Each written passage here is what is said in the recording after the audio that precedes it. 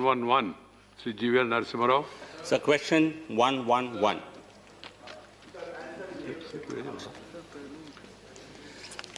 Sir, Honorable Minister has replied that as per the Part 3 of Constitution Scheduled Caste Order 1950, only those who profess a religion different, no person who professes a religion different from Hindu, Sikh or Buddhist religion shall be deemed to be a member of the scheduled caste. So indirectly he has answered my question that people erstwhile scheduled caste who converted to Christianity or Islam are ineligible to contest from reserved seats. My question is, when you say profess, a large number of elected representatives, MLAs, MPs, ministers who got elected from reserved seats, they openly state that we profess Christianity, they even practice it. So they even propagate it. Therefore, I would like to ask the Honorable Minister, as a government that is interested in protecting and promoting interests of scheduled castes, what protection can you give to scheduled castes who belong to Hindu, Sikh and Buddhist religions to get elected from these reserved seats? Thank you. I must begin with a word of apology, sir.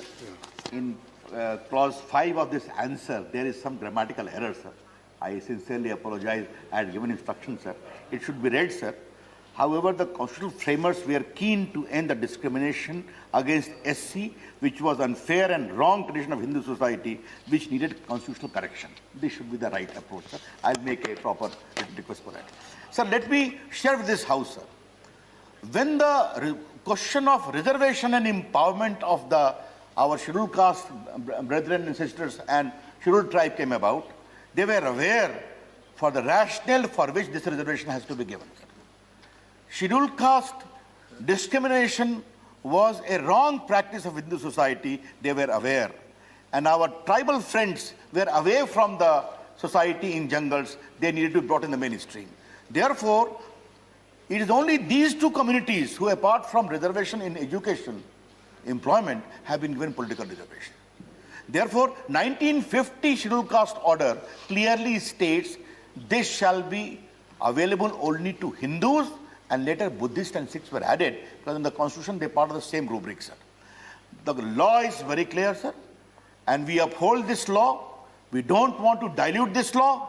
We don't want to make any compromises. Right. If there are any specific questions of any specific MP's behavior, MLA's behavior is there, that can be looked into. But the status of law is clear, and the Representation of People Act is also clear. You must be a proper scheduled caste assigned under 341 in a particular state.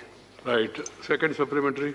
Yes, so because there is a gross misuse of constitutional provision, I request Honorable Minister to consider having a special provision under Part 2 of the Representation of People Act dealing with disqualifications because such a mention will actually empower the courts and even the Election Commission of India to adjudicate on matters concerning the ineligibility of some candidates who get elected from reserved seats but have converted to other religions like Christianity or Islam. Don't mention religion. No.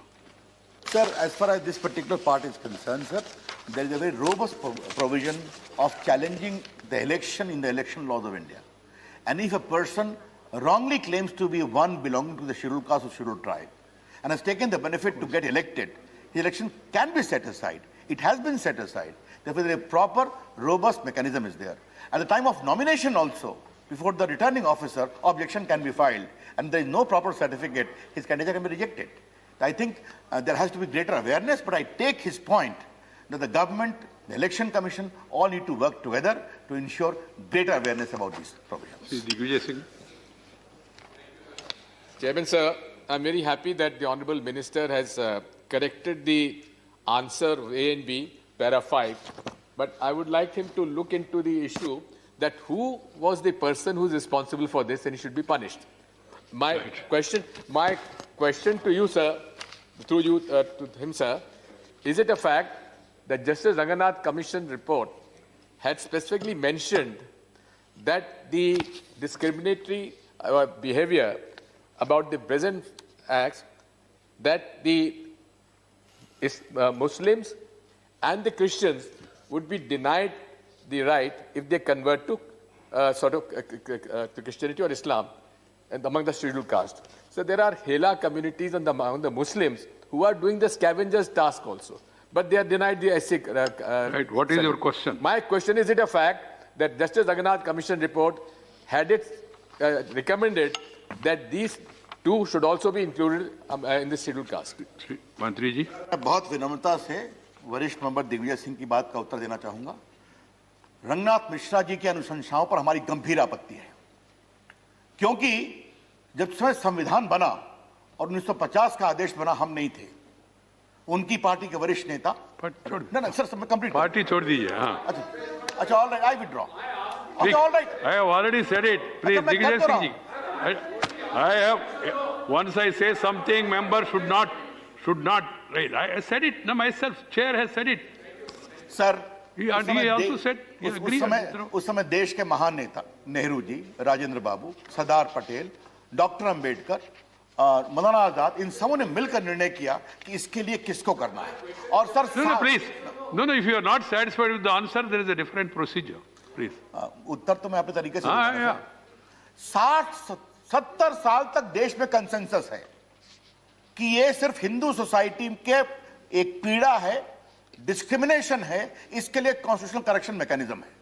अब उन्होंने पूरा इस consensus को तोड़कर बाकी कह दिया। अब सर, उस प्रश्न में मैं नहीं जाऊंगा, कन्वर्शन किस कारण से हुआ, क्या क्या इंड्यूसमेंट हुआ, और क्या कहा गया कि हमारे यहां सबको इक्वल करते हैं। तो अगर आपके यहाँ सबको इक्वल करते हैं तो आपके यहाँ डिस्क्रिमिनेशन कहां पर है? Right. बहस बहुत लंबी होगी sir. Yes, because Sri Samir Varan, Lok Sabha. Samir Varan, Lok Sabha. Sir, Lok Sabha chamber. Please. अध्यक्ष महोदय, इस प्रश्न के संदर्भ में मैं जानना चाहता हूं कि सुप्रीम कोर्ट के 2014 का एक निर्णय आया था केरल बनाम चंद्रमोहनन और नॉर्थ ईस्ट का एक केसेज पर। उसमें स्पष्ट रूप से बताया गया था कि जो जनजाति समुदाय वर्षों से अपनी धर्म, संस्कृति, परंपरा, आस्था, विश्वास और विधि विधान और कुछ रूढ़िवादी मान्यता को वर्षों से त्याग दिया है, वो जनजाति समुदाय का सदस्य नहीं हो सकता है। तो क्या अध्यक्ष महोदय, मैं आपके माध्यम से मैं जानना चाहता हूं कि वो जनजाति समुदाय का सदस्य आस्था विश्वास को नहीं मानने के कारण यह सरकार इसको आगे लागू कर सकती है क्या? ठीक, मंत्री जी। सदस्य का प्रश्न सर बहुत संवेदनशील प्रश्न है सर। कोर्ट के कई निर्णय हैं इस मामले में। एक बात मैं कह देता हूं सर, सुसाई वनाम स्टेट ऑफ तमिलनाडु सर, उसमें एक पहले अपने दलित समाज के भाई थे, बाद में वो क्रिश्चियन हो गए। उन्होंने आरक्षण के नाम पर नौकरी लेने की बात की सर। सुप्रीम कोर्ट ने कहा जब तक आप ये नहीं कहेंगे कि बदले हुए परिस्थिति में आप उन्हीं पीड़ा और विषमताओं से पीड़ित हैं, तब तक आपको आरक्षण का लाभ नहीं मिल सकता। अब वहां जो उन्होंने बात कही है सर, सुप्रीम कोर्ट के और कई कोर्ट्स के और भी फैसले हैं कि अगर आप अपने ओरिजिनल फेथ में वापस जाते हैं और आपकी उन मान्यताओं को जनता स्वीकार करती है तो आपको इसका लाभ मिल सकता है। अब आपने जो एक स्पेसिफिक केस की बात कही है, मेरा ऐसा बहुत स्पष्ट रूप से मानना है कि हमारे संविधान के बनाने वाले महान लोगों ने इस पूरे विषय पर बहुत गंभीरता से विचार किया और तो इसके दो ही उद्देश्य थे। अपने जो वनवासी जंगल में हैं उनको समाज की मूल धारा में लाना है, इसलिए वहां पूजा पर कोई नियंत्रण नहीं है।